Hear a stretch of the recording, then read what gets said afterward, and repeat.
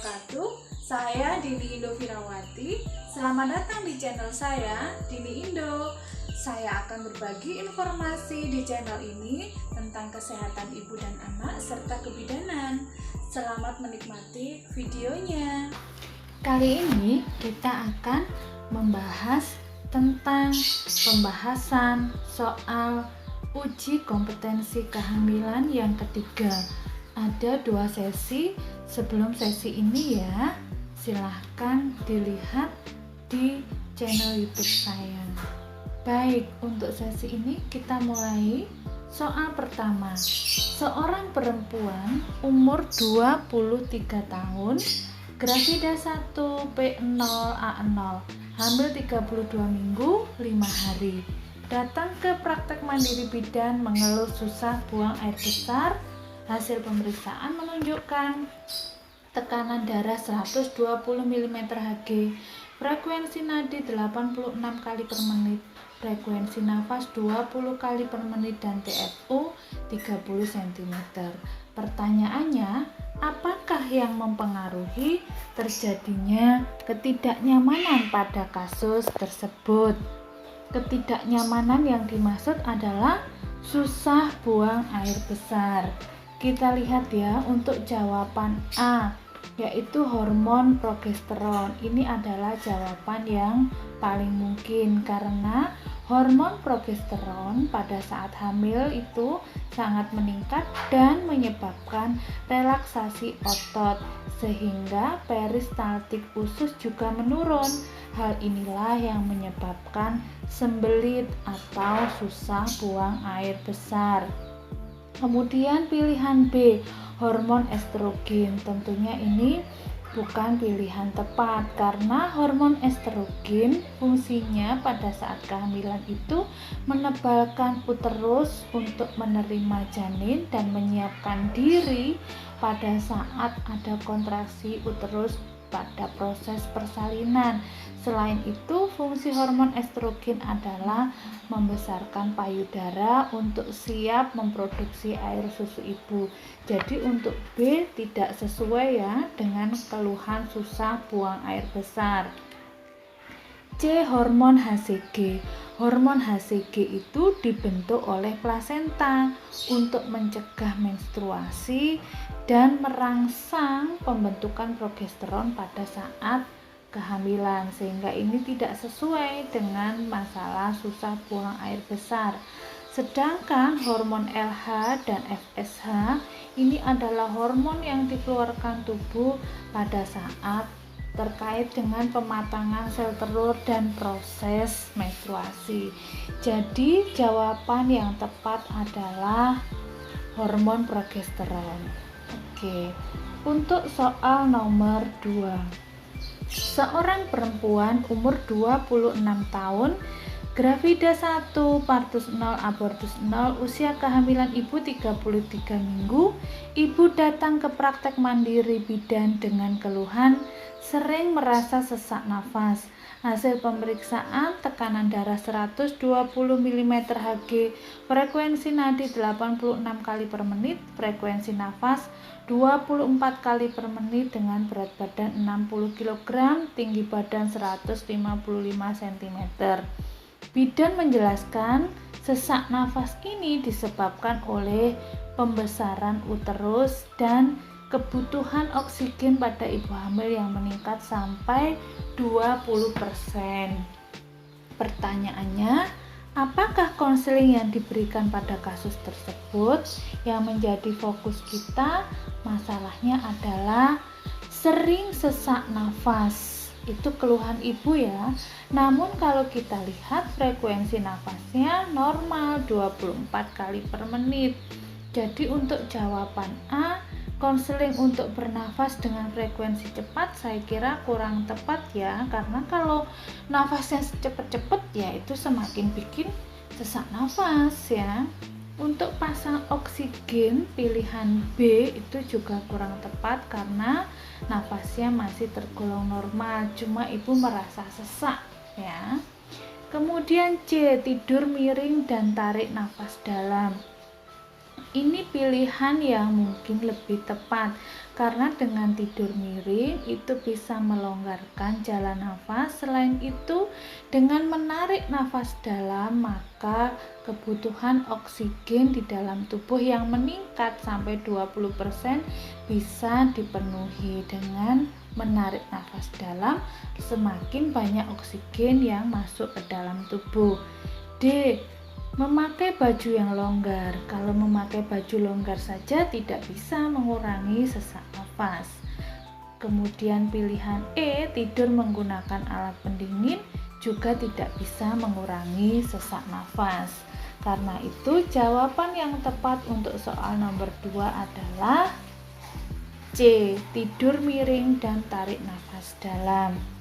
Soal ketiga, seorang perempuan umur 27 tahun, gravida 2, partus 1, abortus 0 dengan usia kehamilan 25 minggu, datang ke praktek mandiri bidan.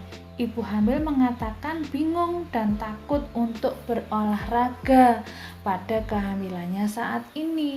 Setelah dilakukan anamnesis oleh bidan, pada kehamilan sebelumnya, ibu tidak pernah mendapatkan informasi tentang olahraga yang aman untuk ibu hamil. Sedangkan ibu ini memiliki riwayat persalinan dengan kala 2 yang lama. Pertanyaannya, apakah olahraga yang disarankan pada kasus tersebut? A. Gym. Nah, olahraga gym ini tentunya terlalu berat ya untuk ibu hamil. Kemudian berenang di laut, pilihan B ini sangat membahayakan ya kalau berenang di laut. C. Sit up, tidak mungkin ya karena perutnya membesar, kalau harus sit up tidak mungkin olahraga ini. D. Senam low impact. Nah, ini adalah pilihan yang mungkin paling tepat karena senam ini baik dilakukan pada ibu-ibu dengan kondisi kehamilan yang normal. Bersepeda ini tidak mungkin ya karena dengan pembesaran perut mungkin keseimbangan ibu juga mulai berkurang, karena itu bersepeda membahayakan. Oleh karena itu olahraga yang disarankan yang tepat untuk soal nomor 3 adalah senam low impact. Soal nomor 4. Seorang perempuan usia 22 tahun, gravida 1, P0, A0 datang ke BPM untuk memeriksakan kehamilannya. Hasil anamnesis, ibu merasa mual, sering buang air kecil.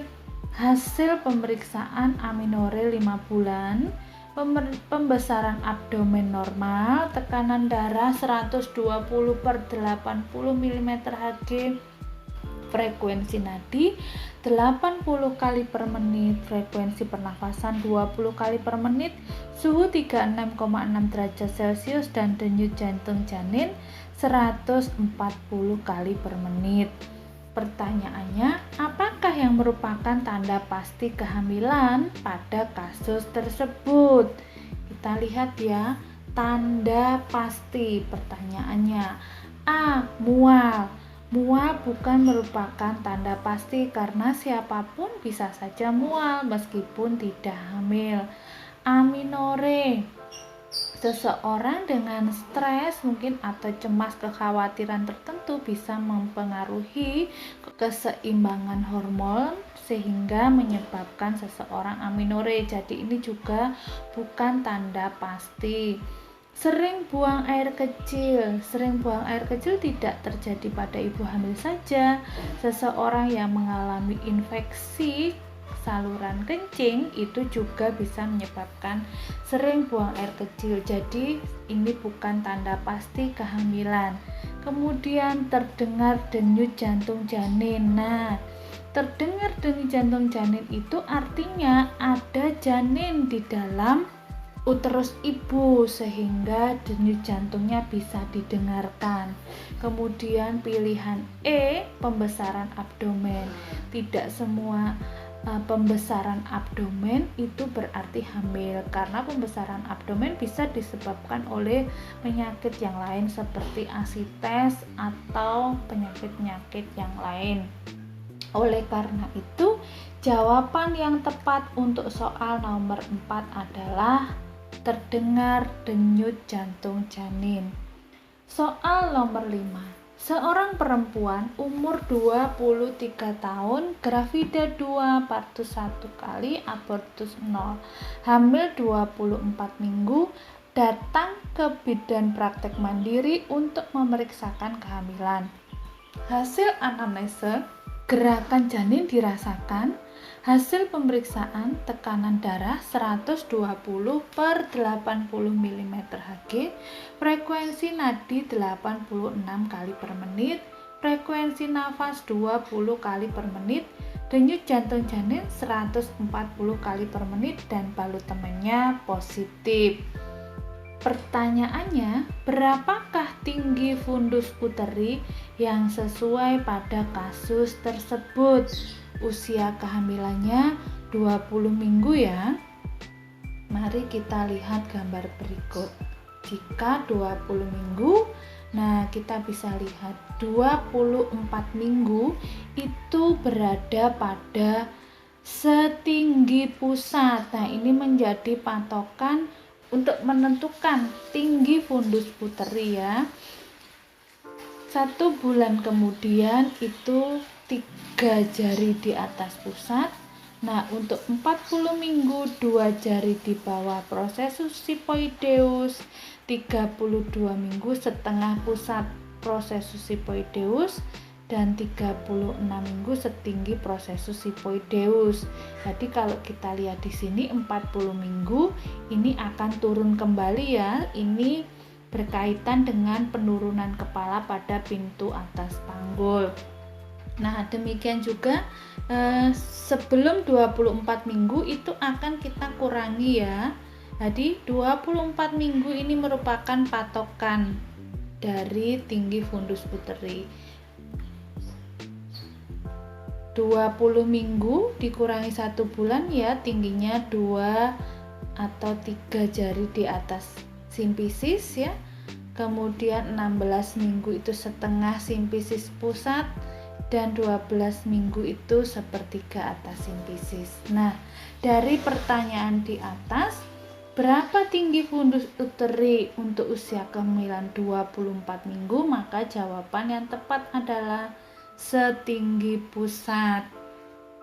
Soal nomor 6. Seorang perempuan umur 25 tahun, gravida 2, partus 1, abortus 0, hamil 36 minggu, datang ke praktek mandiri bidan untuk memeriksakan kehamilan.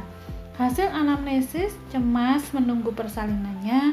Hasil pemeriksaan, tekanan darah 120/80 mm/Hg, frekuensi nadi 86 kali per menit, frekuensi nafas 20 kali per menit. Tinggi fundus uteri 32 cm, presentasi kepala, denyut jantung janin 140 kali per menit. Pertanyaannya, apakah pendidikan kesehatan yang sesuai pada kasus tersebut ya? Kalau kita lihat di sini hasil pemeriksaan fisiknya semuanya normal ya, tidak ada masalah ya. Masalahnya adalah cemas menunggu persalinan. Nah, jadi kalau kita lihat pilihan A, penerimaan diri itu sepertinya tidak terlalu perlu pendidikan kesehatan penerimaan diri, karena ini cemas untuk menunggu persalinan ya, tidak ada masalah dengan penerimaan diri. Tidak ada juga data tentang masalah kebutuhan seksual, sehingga pilihan B kurang tepat. C, tanda-tanda persalinan ini juga bukan menjadi satu permasalahan yang dicemaskan oleh ibu. Teknik pernafasan juga bukan. Nah, kemudian yang E adalah adaptasi psikologi trimester 3. Ini merupakan jawaban yang mungkin lebih tepat, sehingga jawabannya adalah E, adaptasi psikologi trimester 3. Oke, soal nomor 7. Seorang perempuan umur 25 tahun, gravida 2, P1A0, hamil 32 minggu, datang ke praktek mandiri bidan untuk memeriksakan kehamilan. Hasil anamnesis sering BAK sejak 3 hari yang lalu. Hasil pemeriksaan tekanan darah 120 per 80 mm Hg. Frekuensi nadi 86 kali per menit. Frekuensi nafas 20 kali per menit. Tinggi fundus puteri 31 cm. Presentasi kepala 3/5 dengan denyut jantung janin 140 kali per menit. Pertanyaannya, apakah penyebab sering BAK pada kasus tersebut? Nah, ibu ini usia kehamilannya 32 minggu ya, sering BAK, dan ini kita lihat presentasi kepala sudah 3/5, artinya kepala sudah masuk ke pintu atas panggul. Kita lihat pilihan jawaban A, karena ibu sering minum air putih sepanjang hari ya, setiap hari. Sepertinya bukan ya, penyebab BAK bukan karena sering minum air putih setiap hari. Kemudian B, kandung kencing berdekatan dengan uterus. Meskipun berdekatan dengan uterus tidak selalu harus sering BAK, karena memang posisi kandung kencing itu berdekatan dengan uterus. Kemudian C, peningkatan natrium dan garam dalam tubuh. Ini bukan menyebabkan sering BAK ya. Kemudian uterus membesar dan menekan kandung kencing. Nah, ini memungkinkan ya uterus membesar sehingga menekan kandung kencing ya, tapi untuk uterus membesar dan menekan kandung kencing ini biasanya terjadi pada awal-awal kehamilan di mana uterus mulai membesar. Nah, kemudian pilihan E, kandung kencing tertekan penurunan kepala janin. Nah, karena ini kehamilannya sudah memasuki trimester ketiga, hampir masuk trimester 3, di mana presentasi kepala juga sudah mulai turun, maka jawaban yang paling mungkin adalah E. Karena itu jawaban yang tepat nomor 7 adalah E, kandung kencing tertekan penurunan kepala janin. Soal nomor 8. Seorang perempuan umur 24 tahun datang ke praktek mandiri bidan dengan keluhan terlambat haid 4 minggu. Hasil anamnesis, payudara terasa nyeri dan tegang, gusi sering bengkak dan mudah berdarah. Hasil pemeriksaan, tekanan darah 120 per 80 mm Hg. Frekuensi nadi 86 kali per menit. Frekuensi nafas 20 kali per menit dan PP tes positif. Artinya ibu ini hamil ya. Lalu pertanyaannya, apakah tindakan yang tepat pada kasus tersebut? Kita lihat ya, masalahnya adalah gusi sering bengkak dan mudah berdarah. Nah, untuk pilihan A, mengkonsumsi FE sepertinya tidak berkaitan dengan penyelesaian masalah sering bengkak dan mudah berdarah pada gusi. Sikat gigi yang teratur, nah ini salah satu tindakan yang mungkin ya. Berkumur larutan betadin, ini tidak dianjurkan ya untuk ibu hamil. Mengkonsumsi vitamin C, kemudian mengkonsumsi aspirin ya. Nah, ini tidak ada kaitannya dengan gusi sering bengkak dan mudah berdarah. Karena itu yang mungkin jawabannya yang lebih tepat adalah B, sikat gigi yang teratur. Soal nomor 9. Seorang perempuan umur 24 tahun, gravida 1, partus 0, abortus 0, hamil 32 minggu, datang ke praktek mandiri bidan dengan keluhan sering BAK. Hasil anamnesis, BAK 3-4 kali, gerak janin aktif. Hasil pemeriksaan, tekanan darah 120 per 80 mm Hg, frekuensi nadi 86 kali per menit, frekuensi nafas 20 kali per menit dengan tinggi fundus peteri 30 cm teraba buki, kepala sudah masuk PAP 4/5. Pertanyaannya, apakah rencana asuhan yang tepat pada kasus tersebut? Kita lihat ya, masalahnya adalah sering BAK dan kepala sudah masuk PAP 4/5. Nah, kalau kita lihat di sini, rencana yang mungkin dilakukan kalau pernyataan A berbaring miring ke kiri ini tidak mengurangi ya sering BAK. Hindari minum kopi atau teh ini mungkin, tetapi ini juga tidak mengurangi sering kencingnya ya. Penkes perubahan fisiologi trimester 3 ini mungkin ya dilakukan. Perbanyak minum, ini akan meningkatkan frekuensi kencingnya. Kemudian untuk kosongkan kandung kemih, ini juga tidak bisa mengurangi sering BAK.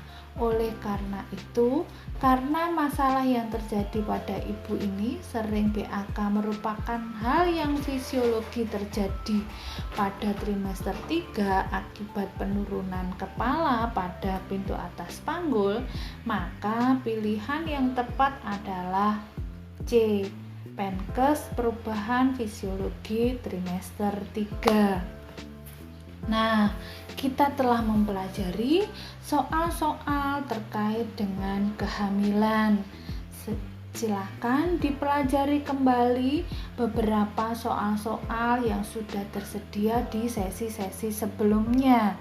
Saya kira mengulang kembali berlatih soal-soal ini akan membantu Anda menjawab pertanyaan-pertanyaan yang ada dalam uji kompetensi dengan baik. Terima kasih.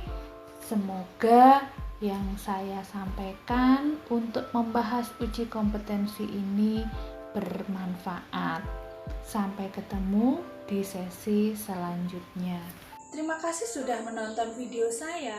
Jangan lupa like, komen, share, dan subscribe. Wassalamualaikum warahmatullahi wabarakatuh. See you.